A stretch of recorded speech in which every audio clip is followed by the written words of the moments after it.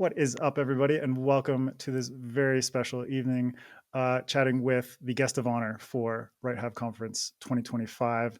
I'm very, very excited to be chatting with Tatiana Obey, who's an amazing author who I've admired for a long time and who has also been a guest on my podcast. And we've had the pleasure of getting to know each other virtually and chatting here and there. I'll just give a quick introduction to myself. I'm Adrian M. Gibson, the author of Mushroom Blues, my debut novel, and I'm also the co-host creator of SFF Addicts podcast. But without further ado, the guest of honor for this year's Right Hive Conference. I'm very, very happy to have Tatiana here with me. Welcome, Tatiana. I'm glad to be here. I'm glad to be here with you. Me too, me too.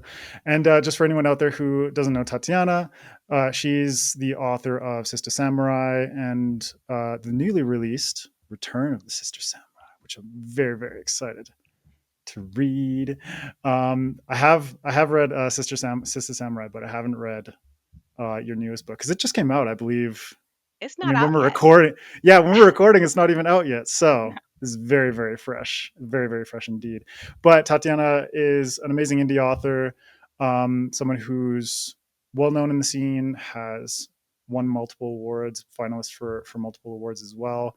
But there are also the Forging of Age series, which is the first series that you released actually before Sistah Yeah. Samurai, and also short story. We're going to get to it later on, but one of your short stories that has gone way farther than I think you probably imagined it would have gone. But we'll get to that later on. Just to get started, though, I wanted to dig into your writing journey a little bit in terms of how you landed on writing as this creative outlet and what your inspirations have been growing up until now. Yeah, sure.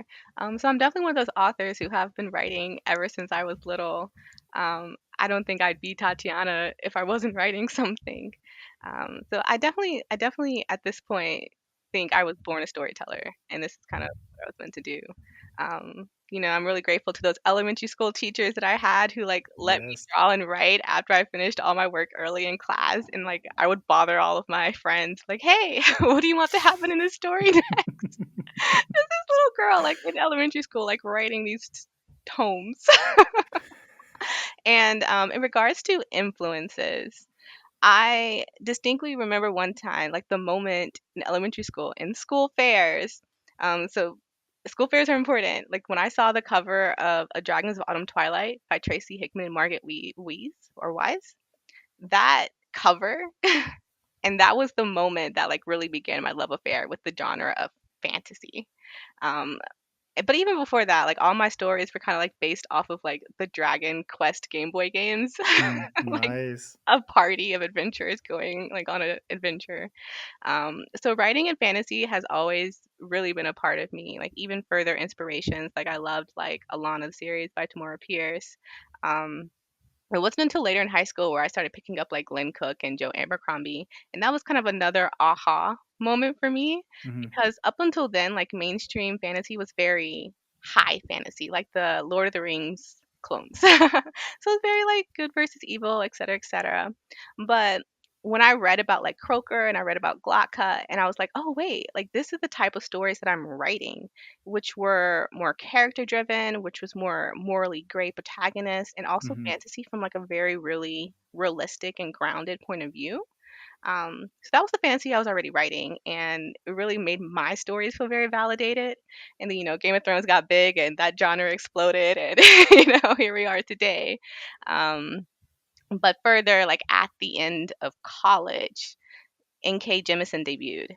And Mm-hmm. then you started getting more and more diverse fantasy. And now I'm really big fans of like Peter Jelly Clark and Fonda Lee. And I think just kind of like all of these influences really reflect the type of stories that I write, which is diverse, character driven, fantastical stories with flawed people at the center of them, kind of just often doing their best in a fucked up Mm-hmm. world. Yeah.